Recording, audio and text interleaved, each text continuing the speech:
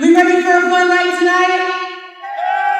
That's what I thought. My name is Jamie Maggio. I am the Clippers sideline reporter, and I am thrilled to be here with you tonight on such a special night for the 2026 NBA Draft Party. It's a really big, yes, keep those cheers going all night long. It's a big night, you guys. This is a big, exciting night in the NBA. It is an exciting night for the Clippers organization. They have their highest draft pick in over 15 years. Yes. Thank you, NBA lottery gods. We got a lot going on here tonight. We've got some special guests coming through, some great interviews we're going to be doing. We've got the Clipper Spirit over there. We've got the Swell over here. We've got DJ Dent over there. Let's give it up for DJ Dent, you guys. So we're going to bring you good vibes all night long. I want to make sure you guys all take a chance to check out the Plaza. Check out the different activations. You can test your skill set over here against NBA talent if you're brave enough. And we also have the season ticket members set up over here for this coming season. You'll see a sign over there. There's a sales kiosk. So you can check out the ticket options for this upcoming NBA season, which, of course, you do not want to miss. But before we find out who our next LA Clipper is, let's talk to one of the assistant coaches now. We're going to bring in JVG, as we call him, Jeff Van Gundy.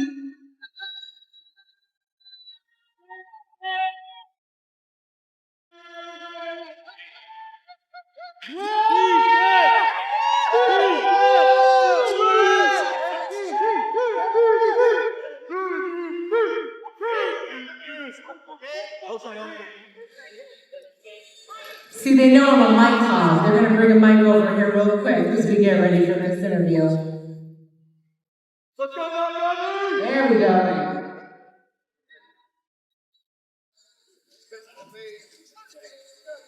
So, Coach, first, how's your off-season been? It's nice to see you not on the sideline, intense in game mode. You're a little relaxed right now. We like to see it. Yeah, well, I hope never to be done this early again, but the weather in the South Bay is really nice. Studied a lot of the draft choices, our young players, Kobe Sanders, Jordan Miller, some of the two-way guys, Cam Christie, have been working out diligently. So that's taken up a lot of our time, and like you, very excited about tonight. Lawrence Frank and his staff have studied incredibly hard. And, we're really confident that something good's going to happen tonight. Yeah. We're all confident as well, right, guys? I like how you say that the weather's been nice, but you've been working too. There's still no off-season, is there, for a coach? Well, when you're this old, you can't be out in the sun too long, so, you gotta be like time sensitive to this great weather. But I like to walk. The walk in here is as good as it gets, so, yeah, life is good. Good, I like to walk as well. From a coach's perspective, what is the focus for you this time of year? Well, I think right now what we're trying to do is to really study last season, to see what we did well, what we need to improve on, evaluate our players coming back to do the same. We expect to see our young players to make a jump. Our older players to maintain or make, maybe a smaller jump. But overall, we got to play a lot better defensively and rebounding-wise. Unless we do that, it's going to be hard to be consistently good. So we're trying to really focus on how we can get those two areas back to a high level. Good cheers there. I want to know what it looks like from your perspective, such a defensive mind, to evaluate talent. If you can share with us a little peek behind the scenes of what that process looks like for you. Well, I think people talk about talent and they don't have as good a grasp on what that just means. It's not just physical attributes, speed, jumping, lateral quickness. It's ability to think the game, to play NBA championship level basketball, be a great teammate, have the right skill set that wins at the highest level, the ability to move on to next plays, to have great impulse control, not live in a world of frustration. So there's so much that goes into being a winning NBA player. And so it's not just athleticism and skill. And I think those are the hardest things to evaluate is love of the game. Who do you project to be able to get better? Because this night isn't about who's the best player now. Lawrence Frank says this all the time. It's about who's going to be the best player in 3 years. Is that, how much of that is film of these players? How much is talking to coaches and teammates? How much is talking amongst the staff? Well, they bring, the front office does a wonderful job of bringing players in. As an assistant coach, you get some time to spend with them. And I got to say, every guy that we've interviewed, I'd like for them to marry my daughter. Like, they're that good of guys. Like, they're just, not that I'm really, like, into arranged marriages, but if I was, I got a couple of guys in mind. And it's just that the quality of person is so outstanding. And so then it becomes the difference, these small differences, team needs, eye of the beholder, stuff like that. But what a group of young people that the front office has brought in to meet, evaluate, test, and to work out. And people think about draft night, but this is for the front office, it's a 365-day year evaluation that culminates tonight and tomorrow, and then they're right back at it for the following year. So the work ethic of Lawrence Frank, Trent Redden, Mark Hughes, and their whole staff is really otherworldly. The phones are going to be busy tonight, I imagine. You've been, part of the NBA for a long time, JDG. You've been a broadcaster, you're NBA veteran, coaching staff. From all the different perspectives, what is draft night all about? And what are the emotions behind it for these young men? Well, for the young man, it's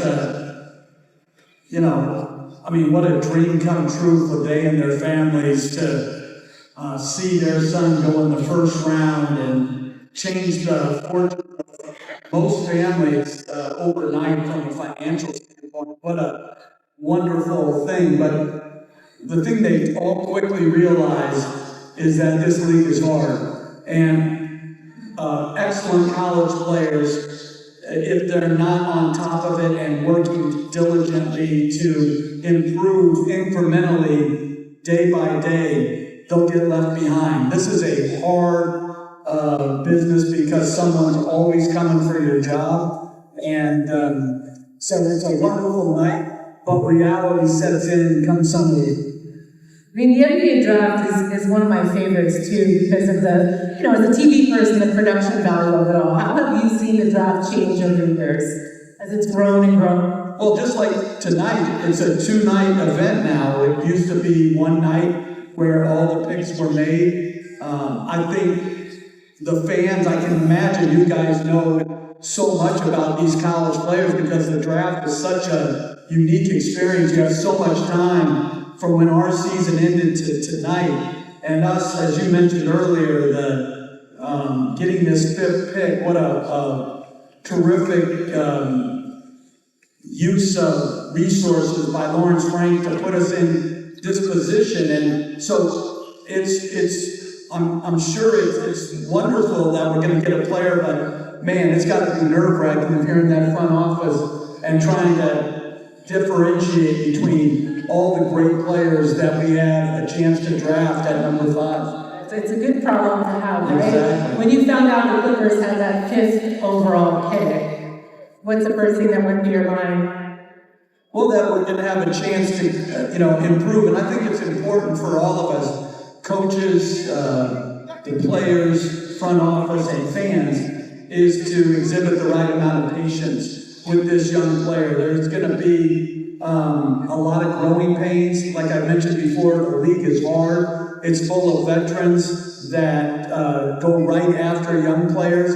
And it's really the young players that have the ability to push through levels of frustration will play and bounce back to give themselves the best chance to succeed over the long term. So it's not going to be a straight line of greatness from day one. There's going to be peaks, there's going to be valleys, but most important, there's going to be improvement. And as long as everyone has that requisite patience for that improvement curve, it's going to go really well.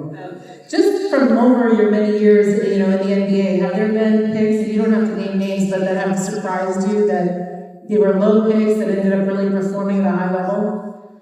Well, if you look at this year's champion, the New York Knicks, Jalen Brunson, second round pick after a stellar career at Villanova. I went because I had coached his dad in the NBA with the New York Knicks, and so I went out when I was broadcasting for ESPN, and I went out to Summer League to specifically watch him, and he had a very, very uneven Summer League. And, he wasn't discouraged. He played a little bit better in the regular season, and over the next 2 or 3 years, got again incrementally better, and now he's the best player on the championship level team. And, Mike Conley was the same way, didn't start out great, but kept getting better. And a lot of it comes down to basketball character. Do you have the necessary basketball character to push through difficult times? And the ones that surprise often do. I look at last year, Kobe Sanders, Jordan Miller, started on 2 ways and ended up in our rotation. And a lot of it is their work ethic, but also the ability to not get discouraged when they weren't playing. And I have so much admiration for players that continue to work, improve, and wait their turn. Summer League also has grown over the years, and just a couple more questions with you, Coach, but the opportunity for those younger guys that maybe don't get a ton of minutes during the regular season to show what they've got during Summer League has to be a great opportunity. It is, and I think what you're always trying to impress about whether they're your players or they're just playing on your Summer League team, is you're always auditioning for every team in the NBA. It's not just your team, it's every team. And it's a wonderful event in Las Vegas, but it's also a terrific avenue to get minutes, consistent minutes, big minutes, and show that the work you've done in the 2 months since the season, you're able to translate it onto the Summer League court. If you can't be pretty dominant in the Summer League and show that improvement, it's going to be harder in the fall to generate enough improvement to gain quality minutes. So this is a huge Summer League for Kobe Sanders, Cam Christie, and what turns out to be our draft choices over the next 2 nights. Love those guys. Last question for you. 5th overall pick time for the Clippers, your highest pick in over 15 years. Season will be here before we know it. What excites you most about Clippers basketball? Well, I think we were all disappointed in the start of last season. I think what's really impressed me about our guys and Ty Lue was the level of perseverance they showed. 6-21, going nowhere fast, and found our way to 42-40. And there was a lot of change, a number of personnel changes, but our guys dug in, and Kawhi obviously had an all-NBA type season, but really, the guys like Brook Lopez, Nico Batum, all these vets, really helped our young players get better and better. And so, really just a lot of admiration for the perseverance of the group. We have a great coach in Ty Lue, a terrific front office, and the best owner in sports. And when you have that, and these quality of players that we do, you've got a chance to bounce back quickly, and that's what I expect over the next few years. All right, I might have one more question. On a night where so many young men's lives are changing, and going into the NBA draft, and you've worked with so many young players over the years and made such a crucial impact on their NBA journeys, what is the one thing you try to impart on them when they first get their feet in the gym? Well, I think the ability to persevere is number one. The work habits, the magic is in the work. There's nothing that's going to take place of a work ethic that will carry you through the tough times. But most importantly, basketball intelligence and understanding why coaches play you and why they don't. You've got to be a smart player, you've got to learn at a quick rate, and you've got to be highly adaptable. If you can do that, and you combine that with the talents that these young men have, you can have a good NBA career. And I'm really looking forward to the 5th pick, but also tomorrow to the 2 second-round picks. And again, I go back to Jordan Miller and Kobe Sanders. There are people out there that can be rotational players on winning teams. They proved it last year, and we're going to work diligently to find those players again this year. All right, guys, give it up for Jeff Van Gundy. Thank you. Guys, don't go too far. Stay tuned. We've got more great programming coming your